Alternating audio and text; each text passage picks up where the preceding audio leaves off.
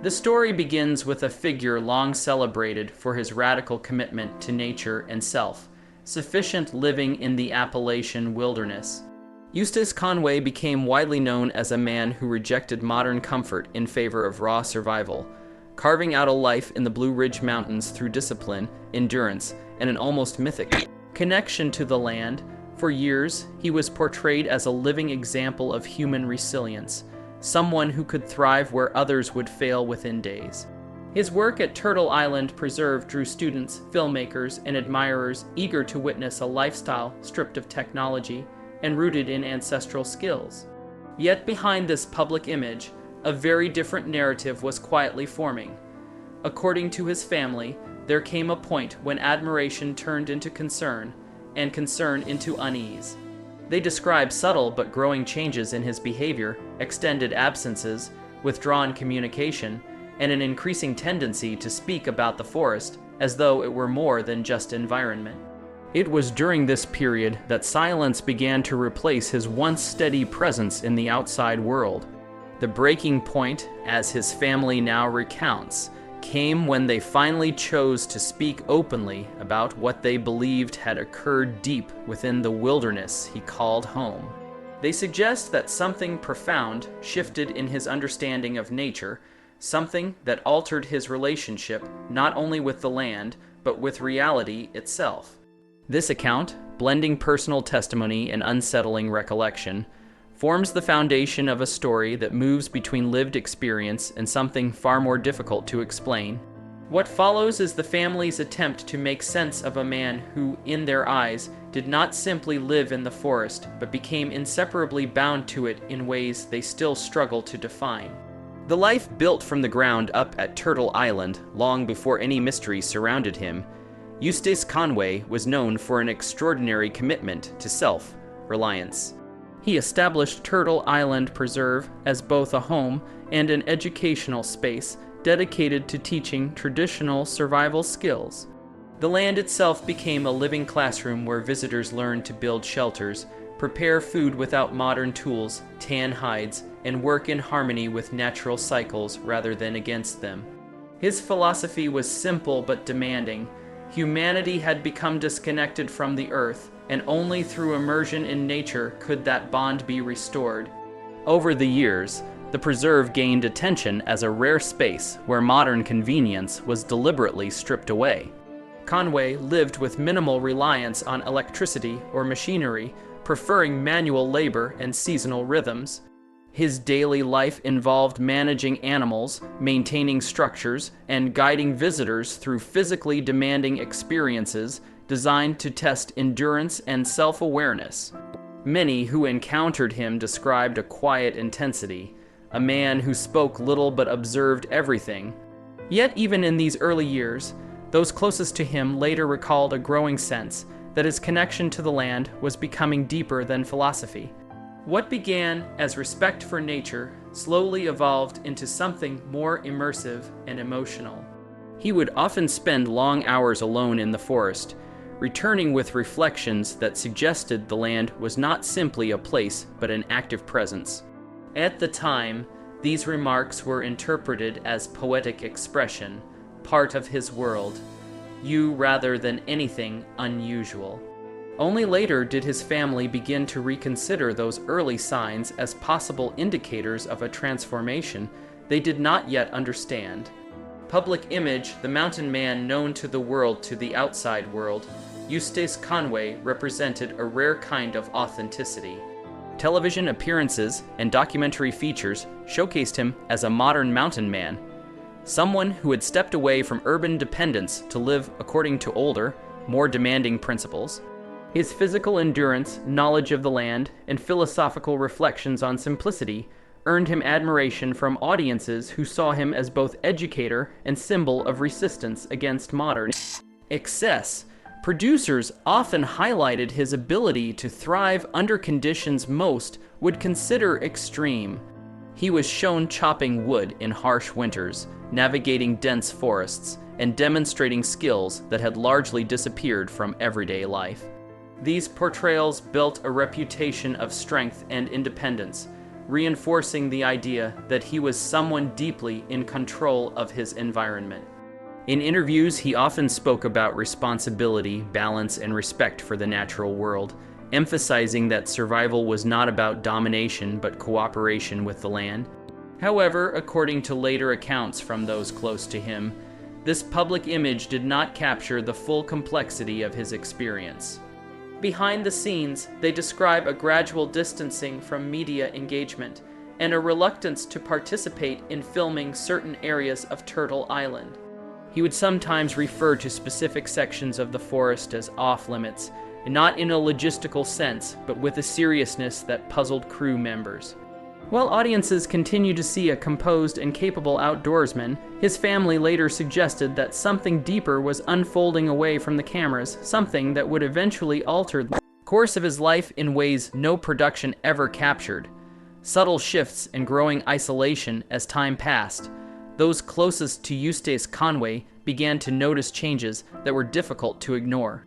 Communication became less frequent, and when he did speak, his words often carried a reflective weight that seemed unusual even for someone known for introspection. Letters grew shorter, visits became rare, and conversations sometimes ended abruptly as if his attention was elsewhere, fixed on something beyond immediate surroundings.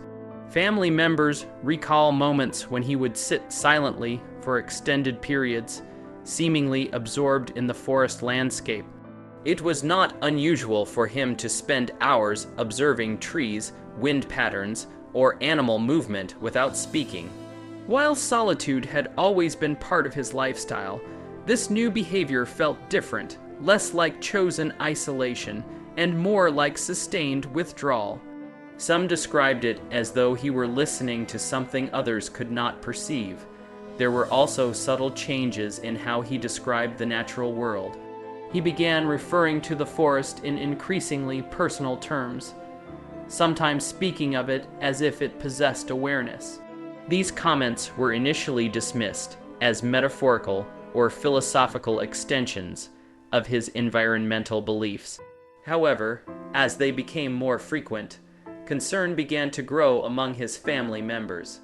They wondered whether prolonged isolation in such an intense environment might be affecting his perception of reality. At the time, no one could have predicted how far these shifts would eventually extend, or how deeply they would alter the narrative of his life in the wilderness. Unsettling accounts from visitors and crew visitors to Turtle Island preserve occasionally reported experiences they struggled to explain. Some described nights marked by unusual stillness, where typical forest sounds seemed absent, replaced by faint, ambiguous noises that were difficult to identify. Others mentioned hearing distant, rhythmic sounds that resembled knocking or low resonance moving through the trees. While none of these accounts were consistent, they contributed to an atmosphere of unease among those who spent extended time on the property. Crew members working on filming projects also noted behavioral changes in Eustace during this period. He became more selective about where cameras could be placed, occasionally restricting access to areas he described as sacred or undisturbed. These boundaries were not framed in logistical or safety terms, but in language that suggested reverence. On certain occasions, he would leave work areas without explanation, returning later without discussing where he had gone. Reports from close acquaintances also mention his habit of walking alone at night with a lantern and journal, often returning with notes filled with detailed observations.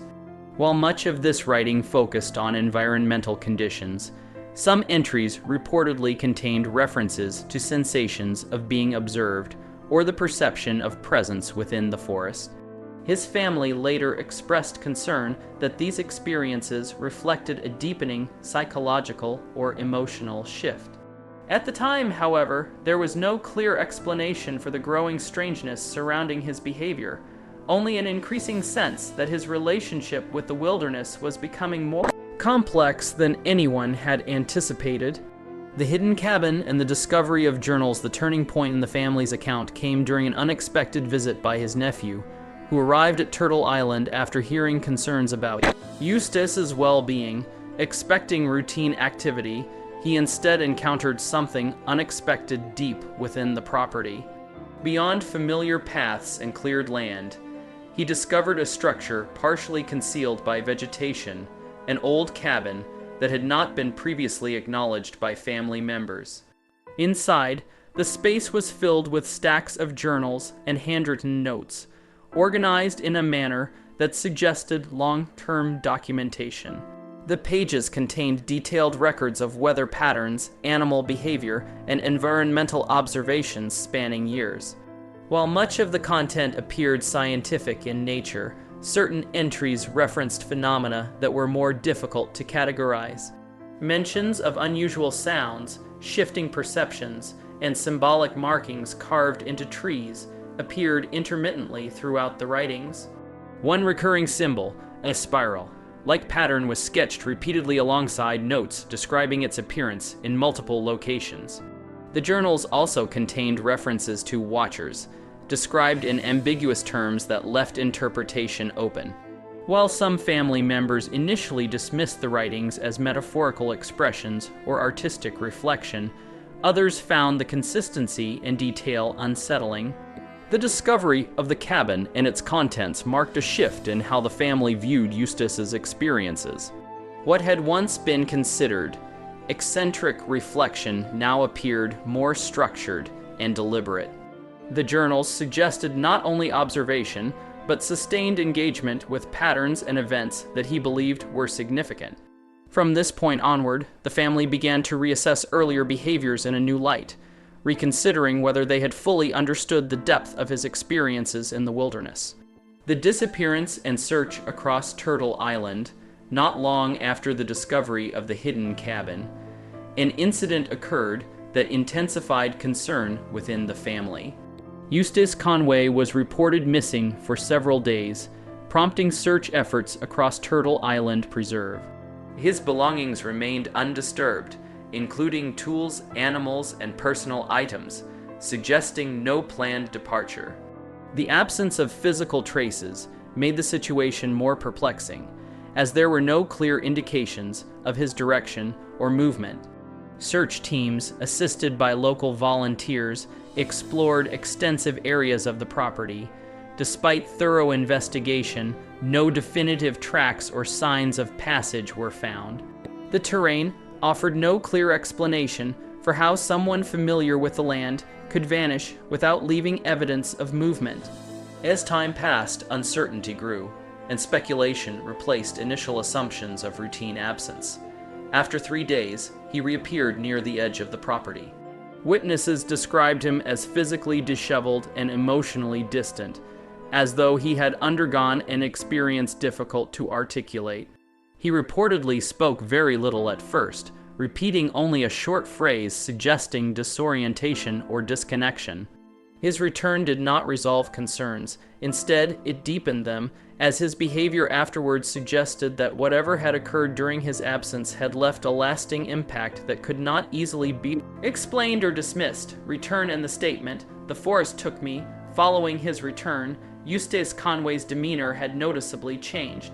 Family members describe him as quieter, more withdrawn, and less responsive to questions about his time away. When prompted, he offered only fragmented explanations, often avoiding direct detail. One phrase, however, was repeated consistently, a statement suggesting that the forest itself had exerted some form of influence over his experience. He reportedly expressed reluctance to discuss specific events, instead focusing on impressions and sensations. He spoke of altered perception, disorientation, and a feeling of being drawn deeper into the landscape in ways that defied ordinary explanation. While some interpreted this as the psychological aftermath of isolation, others within his family believed he was attempting to describe an experience that lacked conventional language. His return also coincided with changes in his daily behavior. He spent more time outdoors, avoided structured routines, and appeared increasingly focused on certain areas of the preserve. Family members observed that he seemed less anchored to previous patterns of communication and more engaged with internal reflection. The distinction between physical survival and psychological experience became harder to separate in their understanding of him.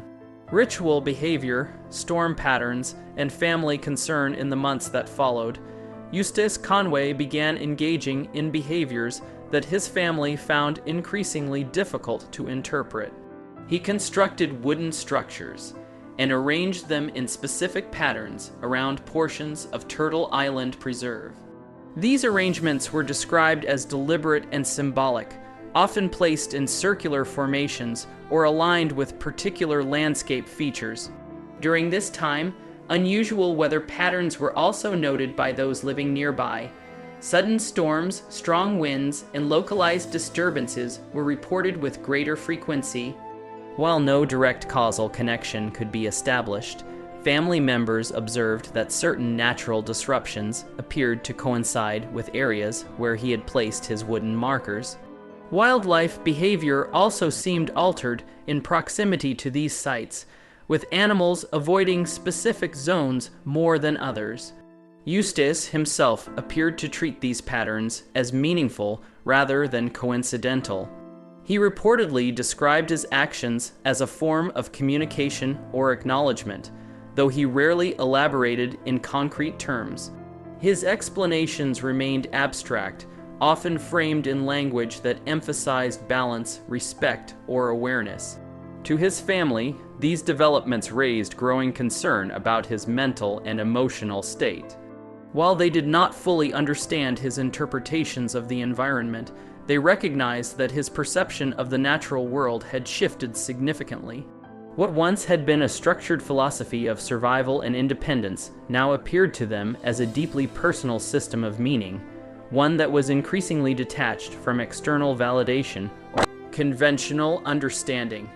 The confession and the deep forest experience at a later family gathering, Eustace Conway reportedly shared a more detailed account of what he believed had occurred during his deeper exploration of the forest. According to his recollection, he had followed a sense of direction that led him far beyond familiar terrain into an area that felt unusually still and silent. He described the environment as lacking typical natural sounds, creating an atmosphere that felt disconnected from ordinary forest life. In this account, he spoke of discovering disturbed earth and objects partially buried beneath the soil, including carved materials and unidentified remnants. He described experiencing a sudden shift in perception after interacting with these objects, accompanied by sensations that were difficult to define. His narrative emphasized disorientation, altered awareness, and a heightened sense of presence within the landscape. He further explained that after leaving the site, he experienced lingering effects that influenced his perception over time. These included changes in how he interpreted environmental cues and a heightened sensitivity to natural patterns. While he did not present these experiences as universally verifiable, he spoke of them with personal conviction. His family listened with a mixture of concern and uncertainty. Some interpreted his account as symbolic or psychological processing of isolation, while others felt that he was attempting to articulate an experience that exceeded ordinary explanation. Regardless of interpretation, the confession marked a pivotal moment in the family's understanding of his transformation. Legacy, interpretation, and the enduring mystery in the years that followed, Eustace Conway's story continued to generate discussion among those familiar with his life and work. His journals became subjects of study for individuals interested in environmental observation and human-nature interaction. Some noted that his records contained detailed and sometimes accurate reflections of ecological changes, though interpretations of their significance varied widely. His family ultimately chose to share portions of his experiences publicly, not as definitive explanation, but as personal testimony of a life deeply intertwined with the natural world. They emphasized that their intention was not to categorize or define his experiences, but to acknowledge their complexity and emotional weight. To some observers, his story represents the psychological impact of prolonged isolation in extreme environments. To others, it reflects a profound, if unconventional, form of connection to nature. Within his family, the narrative remains neither fully resolved nor fully understood. They speak of transformation rather than conclusion, describing a process that altered their perception of both the man and the landscape he inhabited. Ultimately, Eustace Conway's legacy endures as a blend of documented survivalism, philosophical reflection, and unresolved mystery. Whether interpreted through psychological, environmental, or symbolic frameworks, his life continues to evoke questions about the boundaries between and wilderness, and how deeply those boundaries can blur when one chooses to live entirely within the natural world.